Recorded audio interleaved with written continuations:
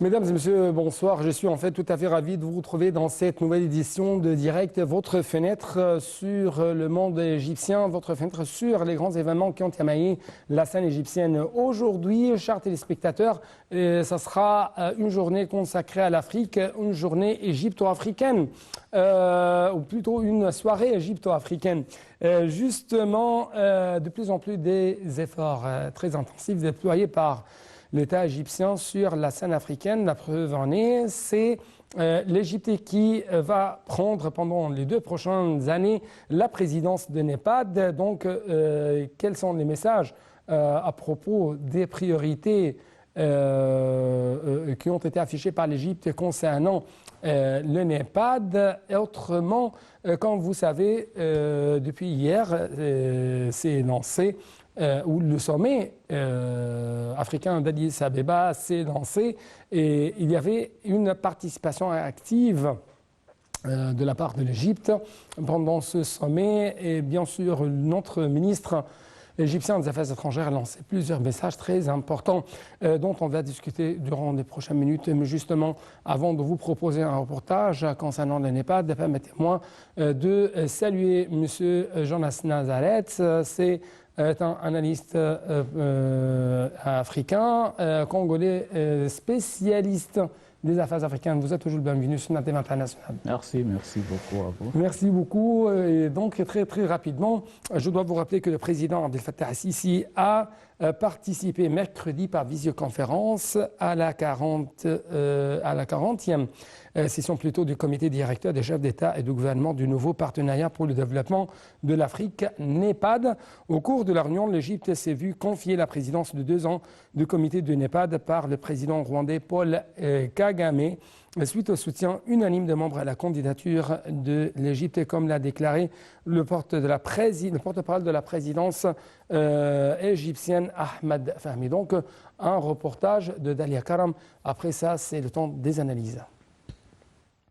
Donc, dans ce temps de crise, crise sécuritaire, crise économique, crise de financement, crise de dette, crise de changement climatique, crise céréalière, beaucoup de crises. Donc, selon vous, quelle est l'importance de NEPAD actuellement et pourquoi, selon vous, l'Égypte a été choisie unanimement à présider le NEPAD? À mon avis, selon les papiers que je viens avec, qui parlent suffisamment sur l'affaire de NEPAD, donc le NEPAD est un mécanisme d'évaluation des INTA africaines visant à améliorer les pratiques dans le domaine des droits de l'homme, de la gestion économique, des règlements des conflits et l'exercice du pouvoir démocratique sur le continent. Donc, ce sont des projets très importants et qui peuvent bien venir donner la stabilité au continent africain. Une fois que la démocratie actuelle en Afrique c'est trop faible, nous voyons encore des élections pas tellement transparentes. Nous voyons encore des constitutions changées pour permettre certains leaders de rester au pouvoir. Donc, il manque une transparence dans ces domaines-là. Donc, l'ONEPAD vient pour concerner surtout les infrastructures, mais par cela, il faut que les démocraties soient aussi transparentes de façon à permettre les programmes vis-à-vis à l'Afrique par un développement plus stable et plus concret. Donc, il fait aussi un repas le droit de l'homme qui, s'il y a trop de difficultés d'être implémenté ici au continent africain. Donc, l'Afrique est un un nouveau-né, disons, parce qu'il y a à peu près un demi-siècle d'indépendance, quelques pays en général. Et donc, il faut avoir la patience, il faut trouver des moyens pour achever le développement que le continent entier déserve. L'Égypte comme un pays qui montre au monde qui est capable de guider ce projet de la Union africaine. Donc cette fois-ci a décidé de prendre reine à la présidence de l'UNEPAD. Donc avant de commencer, nous tenons, autant qu'Africains, des exemples visibles et souhaitables, tels que les autoroutes ici en Égypte, un peu partout, sont en train d'être modernisées. Et ils donnent un goût souhaitable pour qu'ils voient ce que l'Égypte, avec son président Abdel Fattah al-Sisi, font pour donner une nouvelle image dans l'Égypte. Donc, en tant qu'Angolais au sud de l'Afrique, nous souhaitons que le président Abdel Fattah al-Sisi prend la charge de l'UNEPAD pour dynamiser beaucoup de programmes qui sont encore en retard, qui sont encore dans l'attente, tels comme le projet de l'UNEPAD qui vise à donner un peu de dignité à la population africaine. Ouais, ouais. Donc d'après vous, l'expérience égyptienne dans le domaine économique, dans le domaine de la réforme économique, dans le domaine de la restructuration des infrastructures égyptiennes ou d'avoir quand même une sorte d'infrastructure sophistiquée, tout ça ont qualifié l'Égypte pour être unanimement élu pour présider l'UNEPAD. Bien sûr, oui. Si nous voyons ici l'Égypte, c'est un pays qui nous donne un peu de sécurité en général. Donc, dans d'autres pays africains, la plupart, ils ont trop de difficultés pour promouvoir la stabilité de certains pays. Donc, ici à l'Égypte, on peut voir ça dans le domaine de la sécurité et de la paix. Dans le domaine économique, l'industrie égyptienne, ici en Afrique, elle est bien avancée. Donc, et avec ces nouveaux projets de la modernisation, ça donne le droit de l'Égypte de prendre reine de l'UNEPAD pour avancer avec ces projets-là dans toute l'Afrique et permettre que d'autres projets qui sont toujours en poche de l'Union africaine soient finalement démarrés, tels que le ZLECAf. Il faut avoir des infrastructures bien donc, nous sommes toujours dans une course contre la montre. C'est pourquoi permettez-moi de vous proposer presque 5 priorités affichées par l'Égypte dans sa prochaine présidence ou dans la prochaine période de 2 ans pendant sa présidence. Donc, premièrement, il y a une importance d'avoir de nouvelles sources de financement non traditionnelles pour résoudre ou surmonter la crise économique mondiale qui sape le processus de développement, notamment dans les pays africains. Comment vous avez vu une telle priorité affichée par la présidence égyptienne de l'UNEPAD? C'est une carte à être jouée, bien sûr. C'est des sources d'autres moyens financiers. C'est toujours bienvenu pour l'Afrique. Mais l'Afrique elle-même, ils peuvent, avec son argent, faire son développement interne. Donc, j'ai dit parce que l'Afrique est riche en sources naturelles. Il peut bien vendre autant de produits que la terre africaine là, et pour permettre d'avoir suffisamment d'argent pour créer des infrastructures qu'on a bien besoin. À la lumière de ce que vous avez dit, oui, l'Afrique est riche de sources naturelles, mais pauvre dans les produits, pauvre dans la production. Et on va bien sûr retourner à ce point, mais tout d'abord, selon l'Égypte, le développement des infrastructures d'une manière directement favorable à l'atteinte des objectifs de l'agenda 2063 du développement de l'Afrique, notamment le projet de la liaison de navigation entre le lac Victoria et la Méditerranée ou la route terrestre Le Caire-Cap Town. Donc ce sont, d'après la vision égyptienne ou d'après la vision de la présidence égyptienne de NEPAD, ce sont parmi les grandes priorités qui auront un impact effectif sur la reprise économique du continent africain, sur les échanges commerciaux et économiques entre les différentes parties de l'Afrique. En fait, parce que ce projet-là, il va lier le nord vers l'Afrique, vers le sud. De façon, l'échange commercial est un peu fluent, plus dynamique. C'est un projet qui l'Égypte mène avec l'Afrique du Sud. Nous souvenons que l'Afrique du Sud aussi, c'est une potence africaine. Il y a tellement de capacités telles que le Nigeria, mais le Nigeria dans l'ouest, donc de l'est, doit être bien exécuté avec l'Égypte au nord et l'Afrique du Sud au sud. Donc les pays où ces infrastructures ils vont passer, ils vont bénéficier, ils auront moins de dépenses avec les échanges commerciaux. Et voilà que l'Égypte, avec son industrie, bienvenue ici en Afrique, qui va permettre d'exporter beaucoup de produits à moins cher vers l'Afrique qui croise ces... C'est vrai que les Africains, les leaders africains, apprennent beaucoup de leçons de ce qui se passe sur la scène internationale, notamment après les grandes répercussions néfastes à l'issue de ces guerres, ou produites par ces guerres de long terme entre les Russes et les Ukrainiens.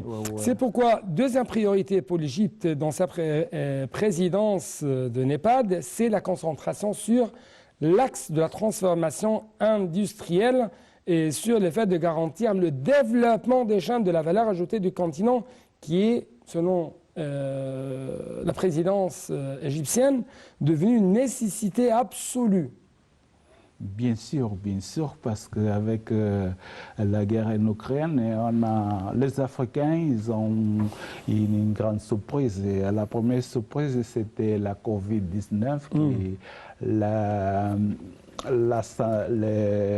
les ministères de la santé africaine, ils n'ont pas eu la capacité de faire face à cette maladie-là. C'était les continents voisins qui ont pu aider l'Afrique à se soigner.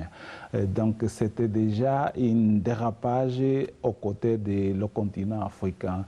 Et tant que le Covid il freinait, en train de finir à soulager la population africaine, tient que la Russie a décidé de mener une guerre avec l'Ukraine, avec ses raisons logiques, tandis que l'Ukraine aussi avait ses raisons logiques. Donc c'était une contradiction parmi les deux pays. Mais pour nous, le repas vient qui finalement, les présidents, les leaders africains ont compris que la plupart des graines et des produits venaient de l'Ukraine. Et une fois que l'Ukraine est en guerre, est en possibilité d'exporter ces produits, tient que les Africains ont un besoin émergent. Il a eu que cette situation arrive pour le président Abdel Fattah al-Sisi, de même le président Paul Kagame de Rwanda ont compris que nous devons faire sur place, sur l'Afrique, augmenter la production de graines pour permettre une autosuffisance et ne pas tomber dans ces pièges qui viennent de tomber là, qui avec la guerre en Ukraine, il a le manque de blé et d'autres produits essentiels, tandis que l'Afrique n'a pas la capacité de faire face à cette faillite. Ouais. Donc c'est une leçon qu'on a pris. Dans la vie, on apprend toujours. Tiens que l'Africain vient d'apprendre une fois encore la manque de blé. On a des grands terrains, comme vous disiez tout à l'heure. Elle est riche, mais aussi pauvre, donc il faut qu'on travaille dur. Il faut qu'on mette devant la leaderance des gens qui aiment leur pays, qui aiment l'Afrique.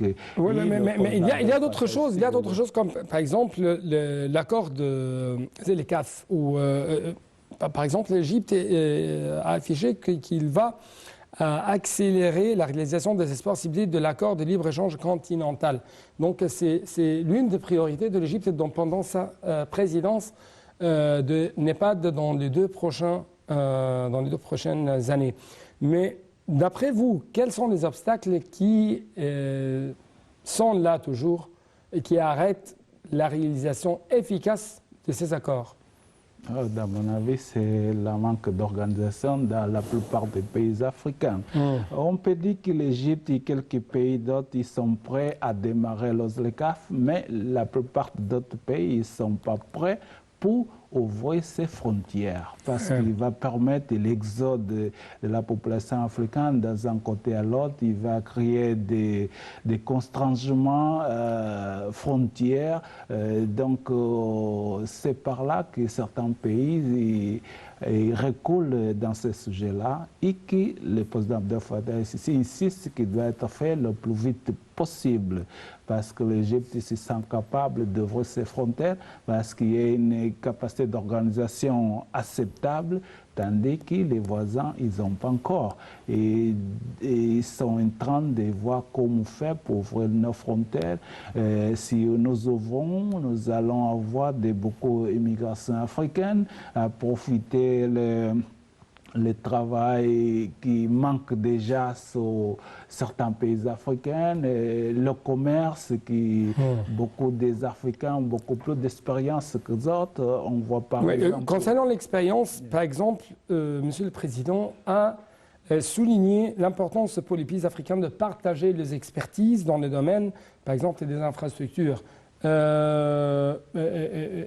a, dans son discours concernant la présidence égyptienne de NEPAD dans la prochaine période, il a noté, ou il a souligné cette coopération fructueuse entre l'Égypte et la Tanzanie dans la construction de ce méga projet, le barrage de Julius Nyerere. Donc, vous avez deux remarques là-dessus. Bien sûr que j'ai quelques remarques à faire, parce que l'Égypte, avec ses expertises, essaye d'aider des pays voisins et proches et ici dans la région.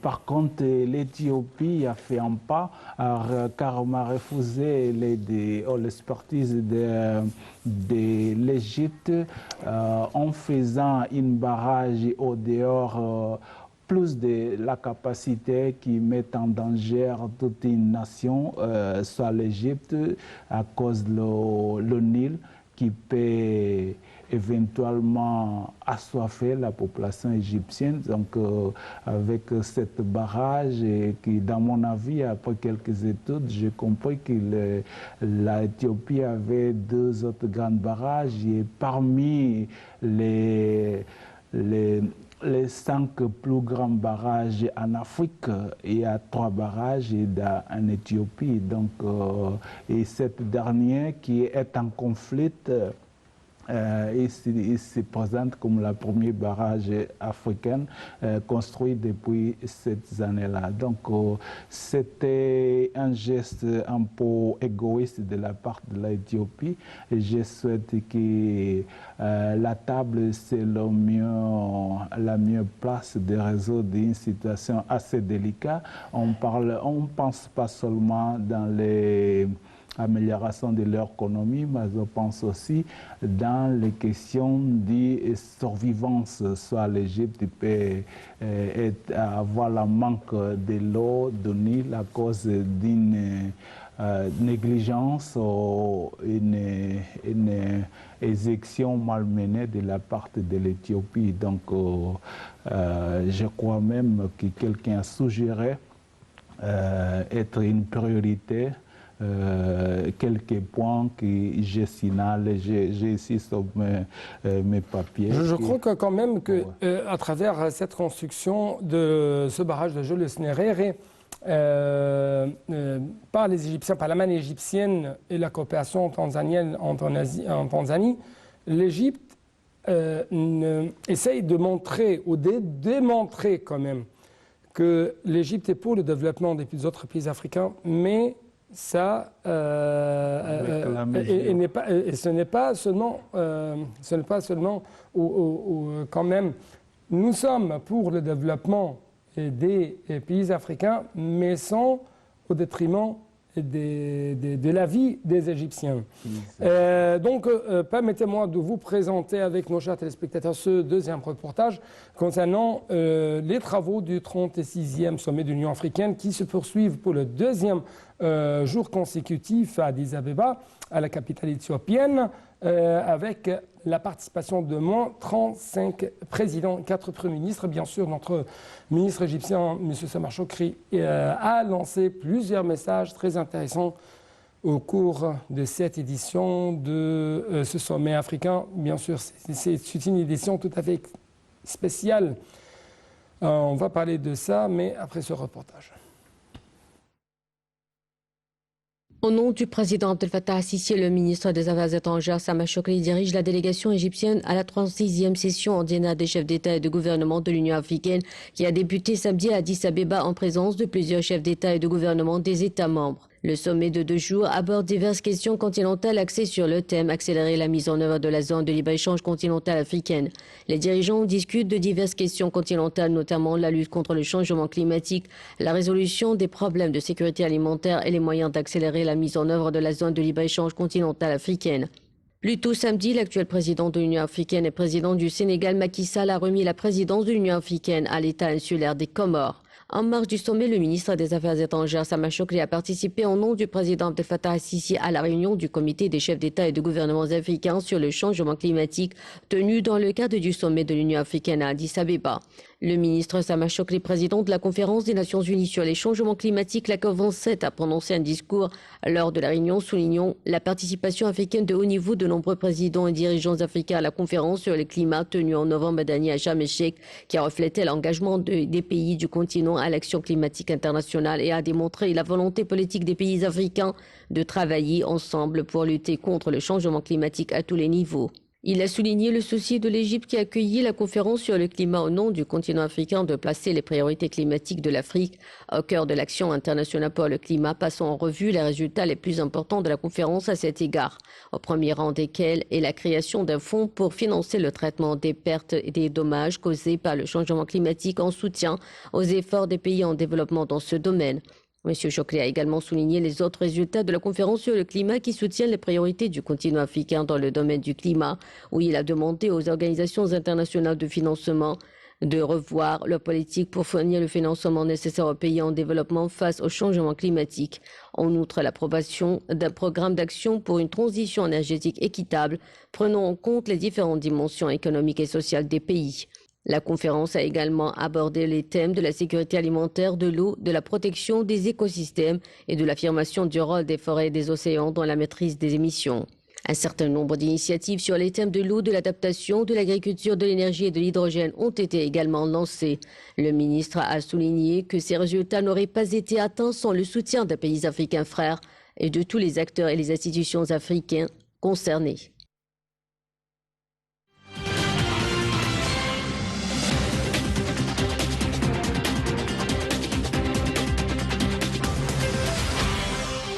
Donc en fait, selon le ministre égyptien des Affaires étrangères, ce sommet se tient cette année dans des circonstances régionales et internationales délicates, exigeant une coopération pour faire face aux défis de sécurité existants, en particulier avec leur complexité croissante qui nécessite des méthodes plus efficaces. Donc ce sont l'une des remarques faites par monsieur le ministre égyptien des Affaires étrangères. Vous avez des autres remarques à faire à propos de ce sommet, n'est-ce pas?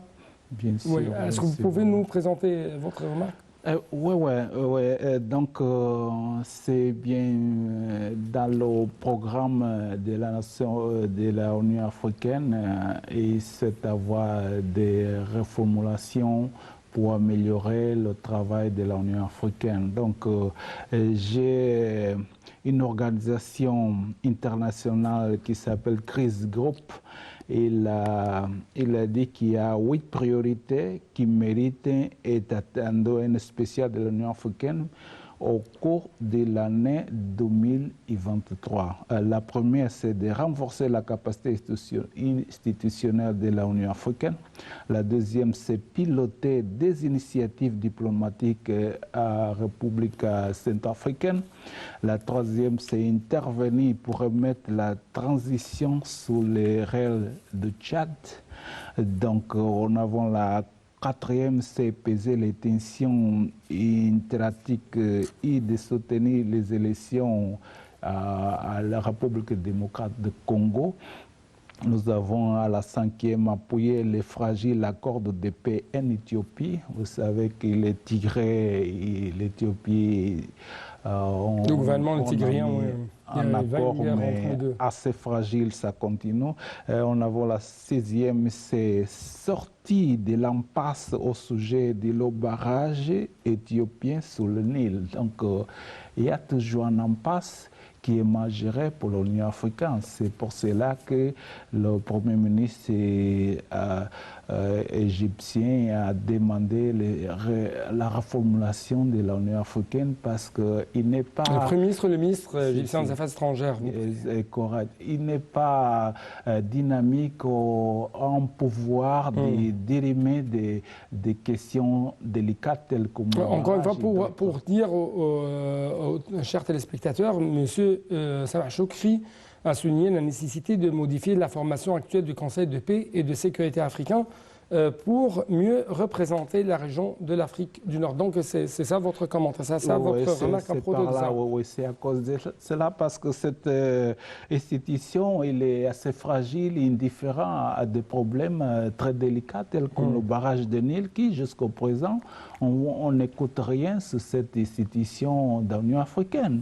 Elle est la seule avec la capacité de résoudre, tandis qu'il jusqu'au présent il n'y a rien fait. Il devra sortir les pays concernant les trois pays, soit l'Égypte, le Soudan et l'Éthiopie, à sortir de cette impasse. Mais nous voyons que l'organisation est toujours là, indifférente ou incapable de résoudre cette impasse.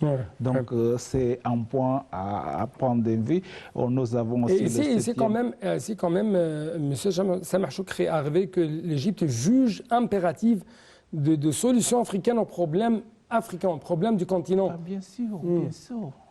Nous-mêmes, nous devons régler nos problèmes. Mais nous devons être de plus en plus audacieux, d'affronter de tels problèmes et de trancher d'une manière juste. De la résoudre. Et ne devons pas les ajourner ou le reporter au troisième arbitre. Donc l'Afrique, ils doivent être cette capacité. Donc les 8, nous sommes à la 7e, aider les Nations Unies à débloquer la situation politique en Libye. Voilà que la Libye, depuis des années, qui est toujours dans la situation... C'est une affaire africaine encore, arabo-africaine. Qui doit être réglée par les Africains. Donc, ils demandent à les Nations Unies de débloquer. Donc, selon l'International Crisis Group, ils trouvent que c'est les Nations Unies qui bloquent la situation de Libye. Donc, si c'était les Africains, ils devaient être déjà résoudre. Donc, on en passe à cause d'un problème administratif ou des passions qui se retardent de plus en plus. Et la Libye est toujours dans une situation pas encore finie, politique qui sans fin. À propos de ça, par exemple, M. Sameh Choukri, notre ministre égyptien des Affaires étrangères, a souligné la nécessité d'arrêter les ingérences étrangères dans les affaires libyennes. Voilà, chacun a son point de vue, mais selon cette organisation je parle quand même, si vous avez jeté un coup d'œil sur les affaires africaines, il y a toujours une sorte d'ingérence étrangère, que ce soit non seulement en Libye, mais aussi dans des pays sahélo-sahariens. Il y a toujours une sorte de concurrence entre les grandes puissances mondiales, et ça mène au désintérêt des Africains. Oui, parce que l'Union africaine, il ne fait pas cette remarque. Et ils doivent être, l'Union africaine a fait cette remarque et a empêché que les étrangers viennent prendre des avantages sur cette situation qui existe un peu partout en Afrique. Donc nous avions la 8e et à la dernière réussi à la seconde phase les négociations au Soudan. Donc le Soudan aussi, il y a un problème pareil. Il y a toujours, doivent avoir la seconde ronde de négociations qui n'a pas encore été achevée et qui empêche une paix durable. Donc, mais je dois révéler la position de l'Égypte à l'égard de ça. L'Égypte, plutôt en ce qui concerne la suspension de l'adhésion du Soudan à l'Union africaine, les efforts déployés par l'Égypte pour soutenir le Khartoum, le ministre égyptien des Affaires étrangères, Sameh Shoukry, a souligné que l'Égypte a appelé à ce que le Soudan récupère sa place au sein de l'organisation africaine, réitérant la solidarité complète entre l'Égypte et le Soudan dans tous les domaines. Donc, récupérer la place, ou le fait que le Soudan récupère sa place au sein de l'Union africaine, c'est pour les intérêts de tous les pays africains. Oui, c'est vrai, c'est tout à fait vrai. Mais dans la vie, il faut prendre des décisions. Soit-elles bonnes ou n'est pas bonne, mais les décisions doivent être prises. Donc c'était une façon de mener la leaderance soudanaise à reculer dans une transigence envers la politique qui mène jusqu'au présent. Donc tout ce que je sais, c'est le Soudan a été pris par un coup d'État, les militaires, et les militaires ne sont pas encore à la capacité d'appeler aux élections pour donner le pouvoir en civilien ou à quelqu'un ou en Soudanais avec la capacité de devenir président et gérer le pays, normaliser la situation politique du pays. Donc dans cette impasse, c'est la population qui souffre. Donc il faut toujours des faits d'advertence de façon à traîner ceux qui gèrent le pouvoir présentement au Soudan. Et dans ces cas-là, ce sont les militaires qui sont toujours au pouvoir et qui n'ont pas encore donné un feu vert pour les civils avancer. Donc actuellement, permettez-moi de vous proposer, avec nos chers téléspectateurs, un reportage concernant le Caire qui a annoncé en 2014, pendant le sommet africain de Malabo, la création de l'agence égyptienne de partenariat. En fait, je dois vous rappeler, chers téléspectateurs, que au cours de ce sommet, monsieur le président du Sénégal, Macky Sall, qui était également le président de l'Union africaine, a dit que le continent africain tient à la recherche d'une solution pacifique à la question palestinienne, à la solution ou à une solution basée sur deux États palestiniens à côté de l'État israélien. Donc c'était l'un des points essentiels au cours de ce sommet. Justement, quand même, Macky Sall a attiré l'attention sur le fait que la paix en Afrique est encore un objectif lointain. À la lumière de la propagation de terrorisme dans le pays du continent, soulignant la nécessité d'activer la force africaine prête et de créer une unité antiterroriste. Donc, votre commentaire concernant l'Égypte qui essaie de renforcer l'Union africaine en tant qu'une institution. Et de l'autre côté, on trouve que c'est la même chose de la part du Sénégal. Mais en fin du compte, est-ce que vous trouvez que de tels appels, de telles tentatives vont avoir un écho efficace sur le terrain pour l'Union africaine, pour le renforcement de cette institution panafricaine, afin de résoudre bien sûr beaucoup de crises comme les violences qui ravagent des pays africains, que ce soit au nord de l'Afrique ou dans l'Afrique subsaharienne.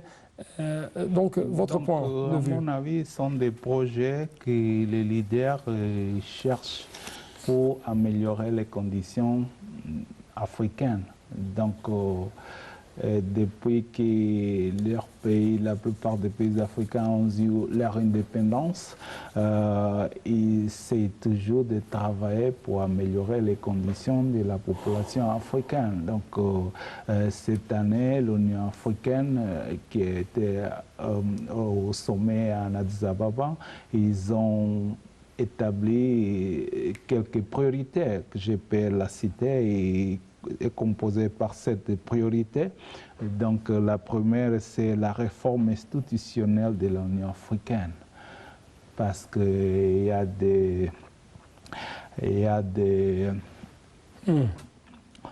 a l'Union africaine elle-même, il y a des institutions qui ne marchent pas tellement bien parce qu'à cause de la paix, la sécurité, sont des institutions sous l'Union africaine qui doivent avoir des réformes pour permettre d'activer et dynamiser leur travail.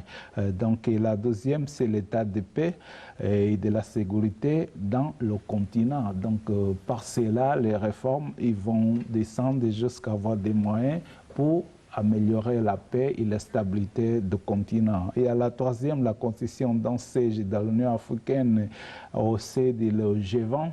Donc ici, les Africains essaient de se gonfler et avoir une siège permanent au sein du G20. Donc, au G20 sont des pays riches, industrialisés, tandis que l'Afrique n'est pas encore essayé de... n'est même pas...